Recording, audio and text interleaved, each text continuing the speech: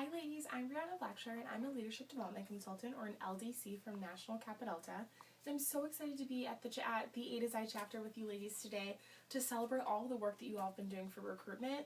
I've heard so much from your VPM Sarah and a ton from your President Natalie before my visit, and the work that you're doing is just going to make this recruitment the best ever. So I'm so thankful and so excited that I get to be a part of that. And before we get started, I also wanted to say thank you to some of your new members who took me out for dinner last night. I love getting to know members of the chapter, and that is one of my favorite parts about traveling, is that I get to hear why you love Kappa Delta and also why you love your specific chapter, A to Z, and why you are so proud to be a member. So I love that I had the opportunity to share that with you guys and to hear that from you. So thank you to those ladies who were there. So a little bit more about me. I am originally from Chicago, Illinois, and I'm an initiate of the Eta Beta chapter at Bradley University. And during my time at Eta Beta, I was involved in a couple different things. So I started out with some appointed officer positions. I planned our exchanges, and I was also our Leadership Excellence Chair. And then I eventually transitioned into Vice President Membership and Chapter President, both of which were amazing experiences that I learned so much from, and that led me to being here with the ladies at A to Z. So I'm excited to share my experience with you and learn so much from your chapter as well. So everyone is always wondering when I do my chapter visits, why is a consultant in our chapter? What is going on? So I'm here primarily to help you all with recruitment, and then we're also going to talk about a couple different issues that I discussed with your council officers and also some appointed officer positions that I met with as well. So a lot of the ladies brought up conflict management and how that is an area that our chapter can improve on. That's an area that Eta Beta needed to improve on as well, so I'm excited to put what I learned there to work. So today we're going to be talking about how we can improve conflict management as individuals and then also as a sisterhood, so as a chapter. So we're going to have some time to personally reflect, share with a partner, and then also make some goals as a group of how we can improve conflict management in our chapter. So we'll go ahead and get started with that in a second. I always like to start out with a story, just something personal to kind of wrap in what we're working on here at A to Z. So I'm going to tell you guys a little about my best friend, Alexis Kessler. So Alexis and I are very different. Alexis is very sensitive and very short, and I am very blunt and very tall. So sometimes when we're communicating, we have to alter that a little bit. So if Alexis and I are getting in fights, or if we're disagreeing about something, or if we're just going out to dinner and ordering two different things off a menu, I have to be aware of how she is, and she has to be aware of how I am. So when we first became friends, that was something that we really struggled with, and it was something that we had to learn to alter in order for us to have that sisterly bond. We were both in the same sorority. We were both involved in a lot of other different things together too.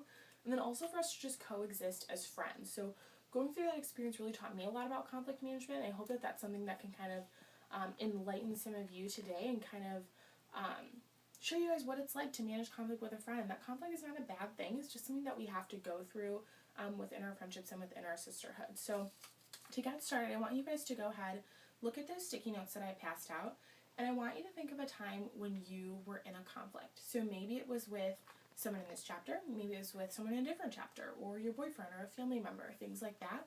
And I want you to write down 2 things that you could have done to improve that conflict. Okay, ladies, so now that you've had an opportunity to kind of personally reflect on what you could have done better, I want you to turn to a partner and I want you to tell them those 2 things and how you could have gone about improving that conflict, and then we're going to share collectively as a group. So when I raise my hand, that'll be your signal to stop talking, and then we're going to bring our attention to the front so that we can work collectively as a group to set some conflict management goals.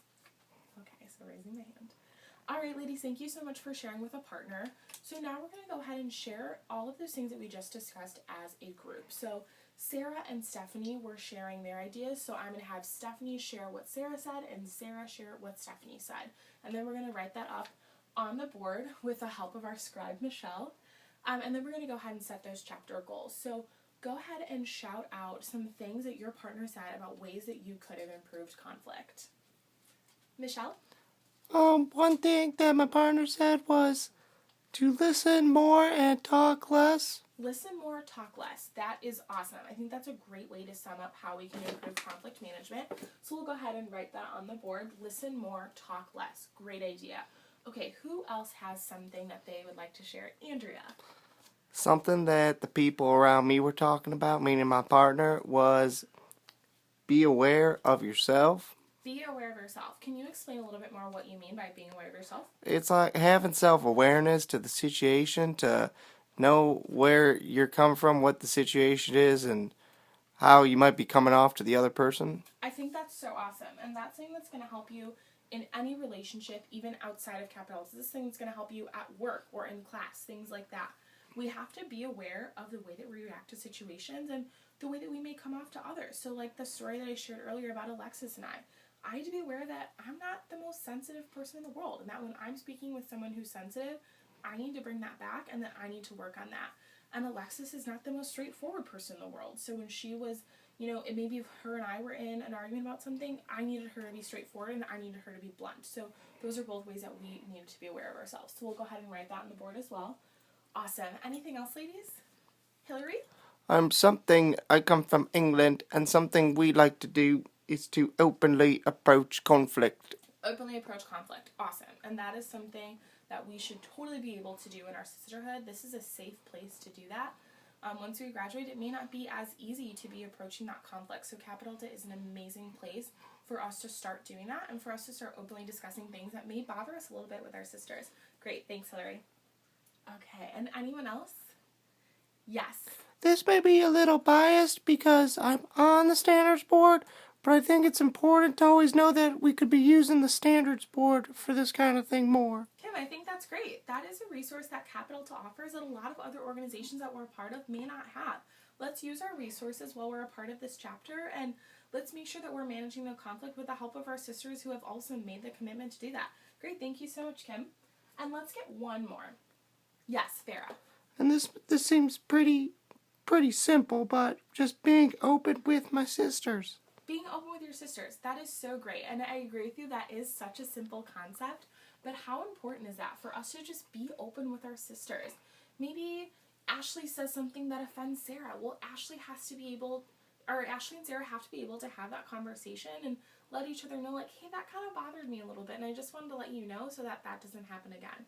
If we are open with our sisters and we are communicating things that hurt our feelings or things that bother us or things that we don't want to see happening between our friend groups or within the chapter, and we can communicate that, that is so powerful, ladies, and that's powerful in every single context. So that is an amazing point. I love that. So we'll go ahead and get that written on the board as well. Okay, so now that we have a really good list of ideas that you all came up with, thank you so much for sharing too. I appreciate that. We're going to have Michelle up here, our scribe, cross off 2 of those things. So we're going to make 3 commitments that we can all live out individually, and then also saying that we're holding our sisters accountable to within the chapter so that we can really improve conflict management. So I'm going to give you ladies 2 options of how you'd like to do this. So we can either all put our heads down and then raise our hand to vote, and then the 3 most popular options will be the ones that we're committing to. Or we can have an open discussion about it, and you ladies can argue for or against one of the 5 points that we have listed here. So which one would you ladies like to do? Yes, Trina. I feel like what we talked about and everything was, this is all about being open with each other, and so we should just be able to have an open discussion about it. I think that's a great point. Does everyone agree? Okay, Yeah. great. It looks like most people are agreeing. So anyone, go ahead, raise your hand, and then let us know if you are arguing for or against one of the points that we've discussed. Yes. Being the British person, I earlier brought up the idea of being openly approaching conflict. But now that we said being open with my sisters, those are really one and the same. So I think we could get rid of the openly approach conflict and be open with my sisters as more inclusive in general. Okay, awesome. I think that's a great point. Does everyone else seem to agree with that, or would anyone else feel a little bit differently about that point? Okay, good. We all seem to agree. Okay, so we'll go ahead and cross off openly approaching conflict and just leave it as be open with my sisters and be open with the chapter. Awesome. Let's go ahead and eliminate one more on there. Yes. Cree. Listening more and talking less, although it's important, I think it's just covered in some of the other ones, and it's something that we all can just be very aware of, and it's part of the self-awareness aspect. Okay, good. So another one that kind of falls under a different category that we listed. Thank you so much for sharing that, Cree. So we'll go ahead and look at these other 3 commitments here, and then this is going to be kind of like our chapter contract. So this is going to be our conflict management that we are committing to. So when I'm saying that we're committing to this, I'm going to break down a little bit what I mean by that. So I mean that if I am hearing a sister talk about somebody else, maybe it's in my bedroom or in my dorm or walking to class, I'm going to make sure that I'm approaching that sister and saying, hey, have you talked to Christine about that yet? Or are you guys still kind of arguing what's going on? Can I help you discuss that with her? Or making sure that we are squashing things like that. And also making sure as individuals, if I have a problem with Christy and Christy and I have not spoken about it yet, that I'm approaching Christy so that we can get that figured out. Regardless of what that means for you, it's going to mean something a little bit different for all of us.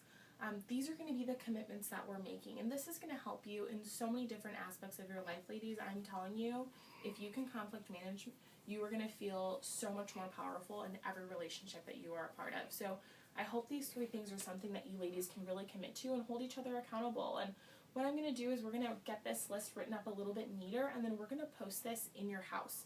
So every day you ladies are seeing this, and every day you ladies are reminded to commit to these values of conflict management and to commit to the values of our sisterhood, not just to help you grow, but also to help your sisters grow. And that's a commitment that we make as Capital to Women, is to leave our chapter better and to remain a part of this sisterhood and to help our sisters grow as well. And by conflict management and managing, and openly discussing our feelings and what we love and what we don't like, we are going to be able to get to that point where we are growing as Capital to Women. Thank you.